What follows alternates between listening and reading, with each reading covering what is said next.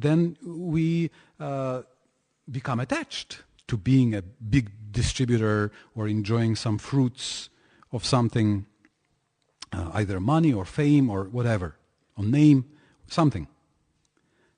So this is the difficulty, because materially we can do one or the other. Like I can work, I can not work, right? But yoga means this, work without working. So yoga is based on that paradox. Work without working, meaning without the false ego, without attachment. That's, of course, in bhakti, that's very natural. We work for Krishna. And that's naturally, it means, this is loving work, yeah? Love means you do something, but not for yourself. So naturally, bhakti naturally already includes this paradox. You're not passive, but you're not selfish. So this is the beauty of bhakti. So if you are in bhakti, then this paradox is achieved. You're not passive, but you're not selfish. But if we don't have enough bhakti yet, or if we are if we are struggling, then we can fall on either one side or the other side. That's why we are studying this in detail, that both things are required. That yes, continue acting and taking care of all things, but also please remember,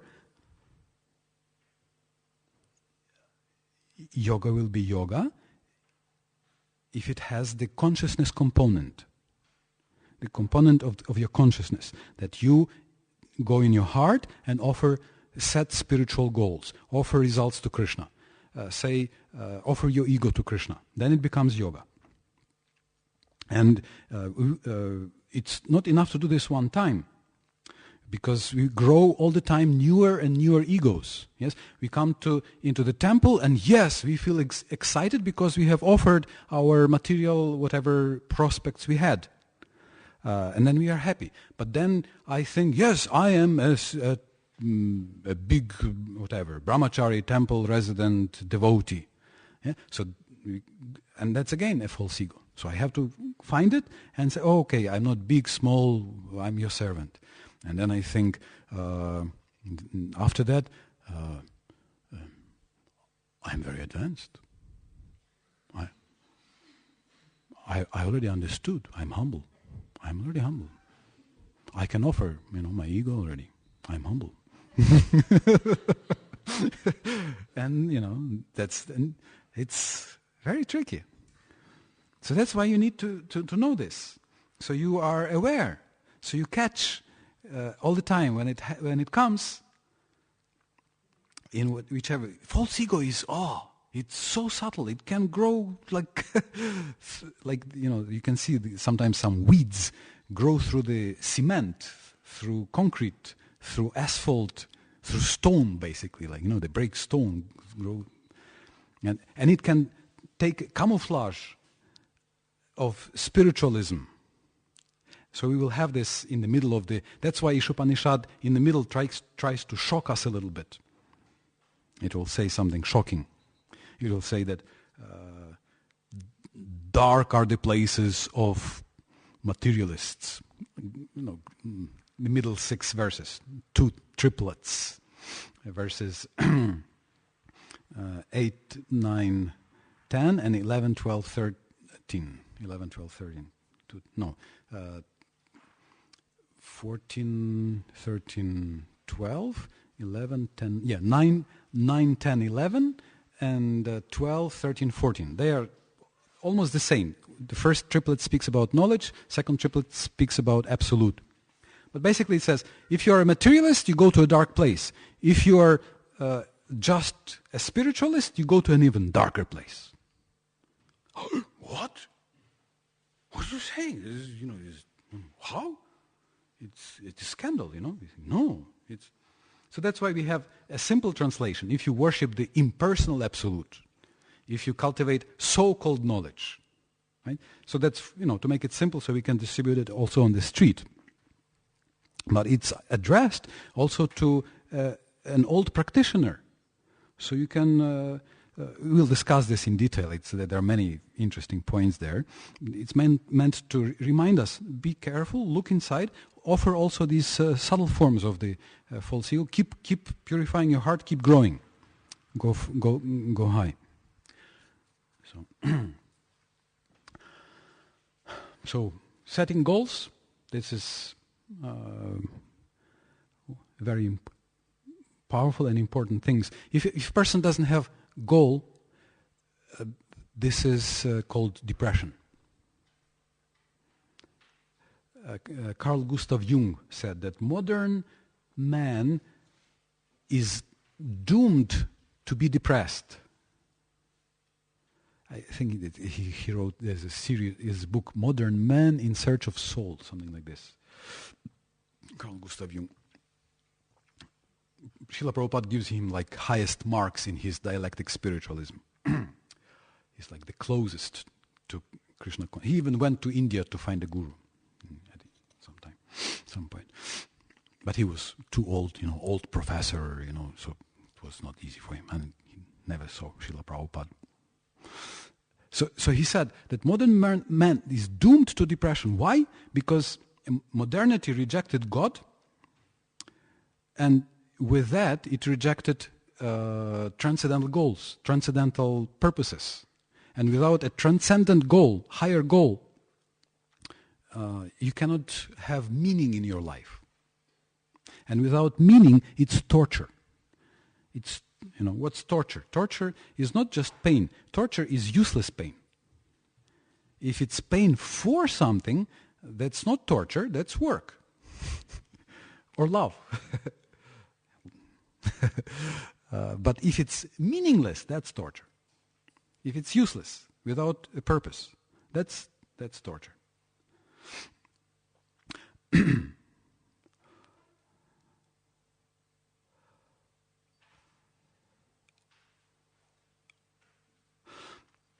So that's how you avoid suffering and torture and meaninglessness, by finding a higher transcendental meaning. Yeah? Otherwise, you cannot be satisfied.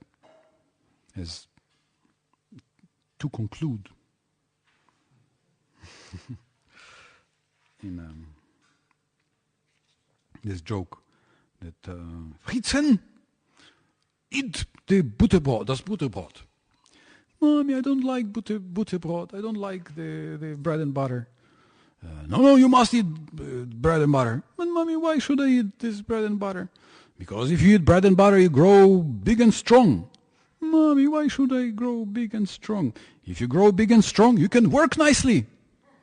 Why should I work nicely? If you work nicely, you can earn your bread and butter. But mommy, I don't like bread and butter.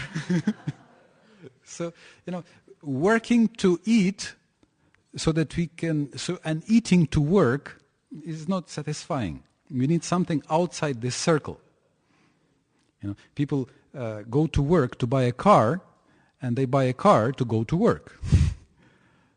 Or as they say, people spend money they don't have, credit, to buy things they don't need, to impress people they don't like. So that's the modern life. So of course it's dissatisfying. Of course, devotees can also be sometimes depressed. There are more reasons for being sad and depressed, and it's a natural period of sort of saying goodbye to the material mind, saying goodbye to some forms of the false ego. And there are stages where I think last year we were discussing, there are some stages which you just need to go through, You just are going through the deep dark valley of my middle age, Dante. Yeah? Just facing the darkness of the mind, and just, okay, I'm not the mind. Just takes a little time. But the way out is to have a clear and sincere and personal transcendent goal outside of this circle. It's something. Krishna. There is Krishna. There's ultimate supreme friend who is waiting for us, whom you want to please. So we all have relationships. A relationship with him. Hare Krishna, Krishna Krishna, Hare Hare, Hare Ram, Ram Ram, Hare Hare.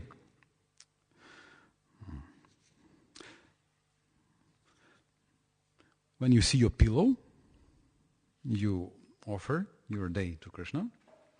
You hear your alarm. Okay, that's a little too early, but when you wake up afterwards, try to accept. Before japa, after japa, and whenever you can, and also when something you don't like happens, try to practice these first three and the fourth in general. Especially when you start things. You can also do that for before going to sleep. That also is very, very helpful. Like this is a very helpful technique, like for example for japa retreats, that tomorrow we will chant an absorbed, tasteful japa for Krishna. Or we will worship Radha Madan Mohan with great absorption and taste and loving mood. Or we will have deep study session with lots of realizations and discoveries. It sort of prepares the mind. It sounds very simple, but anybody tried this? It sounds simple, but actually it does orient your mind to that direction, because you're choosing the goal. And Prabhupada says, in human life you must make plans and set goals. He had nothing. He wrote the seven purposes of ISKCON. Before that, very similar goals of International League of Devotees, very similar. Prabhupada was always, he had clear vision where he's going. That's why, if you have a clear vision, you move. So that's very helpful. So now you have 3+1 techniques which you can practice, and we have discussed the invocation, the first verse, and touched on the second verse, which says continue for 100 years, meaning full time, as long as your body is there, or until you reach realization in a balanced way. And karma will not nalipyate, will not make you dirty, will not afflict you. Hare Krishna, Krishna Krishna, Hare Hare, Hare Ram, Ram Ram, Hare Hare. Any last questions before we call it a day?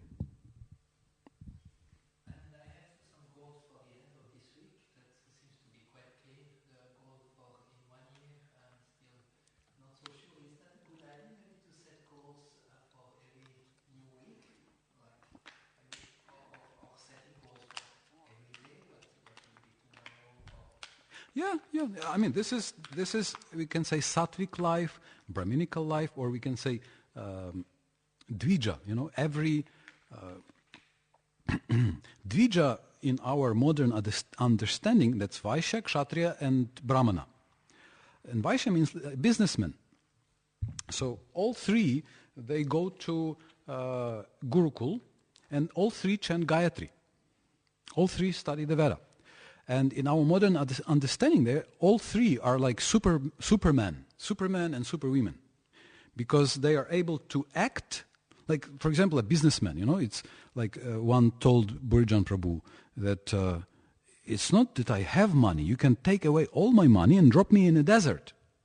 After 1 year, I'll be approaching my $1 million. It's not what he has. He has the proactivity. He sets goals, and he works towards them, and it requires also sufficient detachment to have proper relationships with people.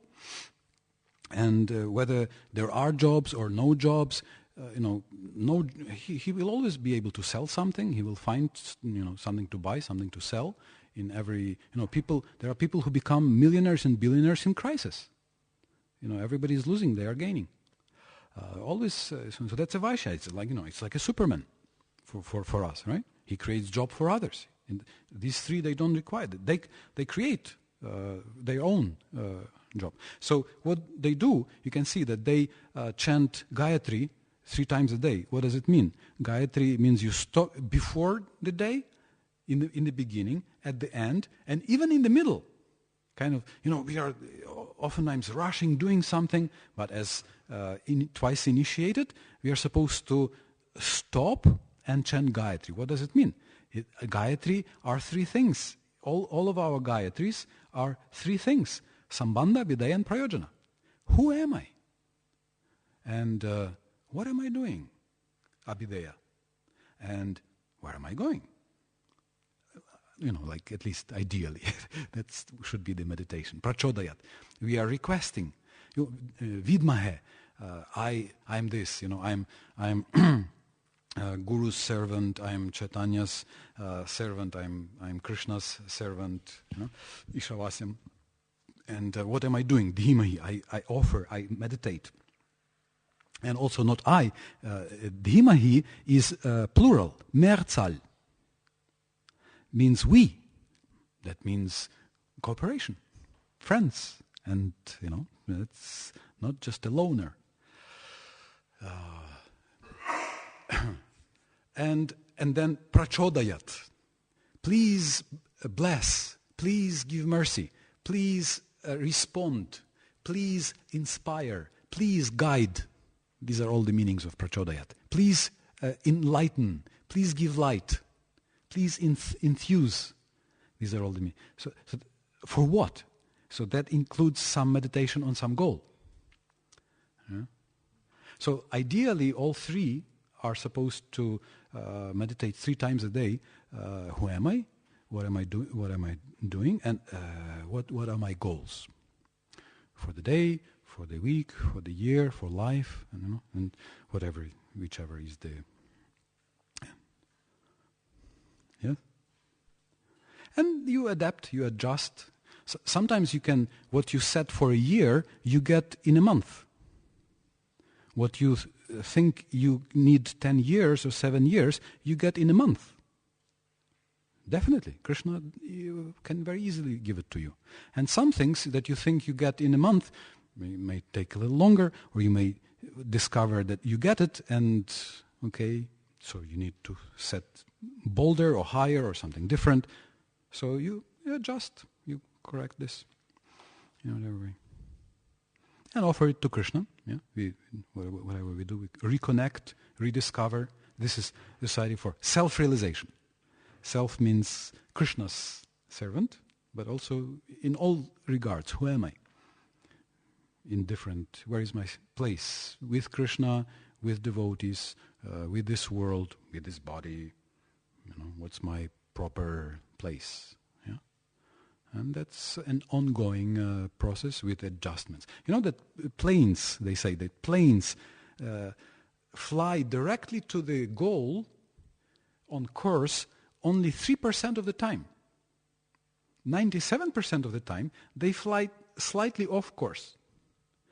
And all the time they, that's from Covey, Stephen Covey.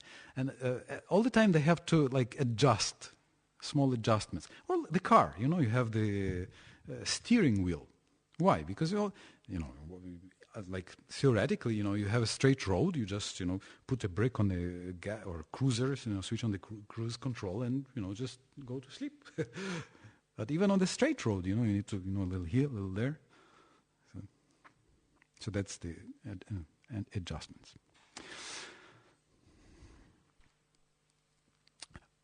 I am too inspired and I speak long today. But don't worry. I hope I will still be inspired also afterwards and speak long, but I will try to end on time. Thank you so much. Hare Krishna. Vanchakalpatarubhyascha.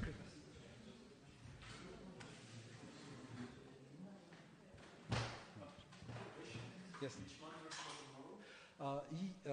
Yes. Try to go, pay good attention to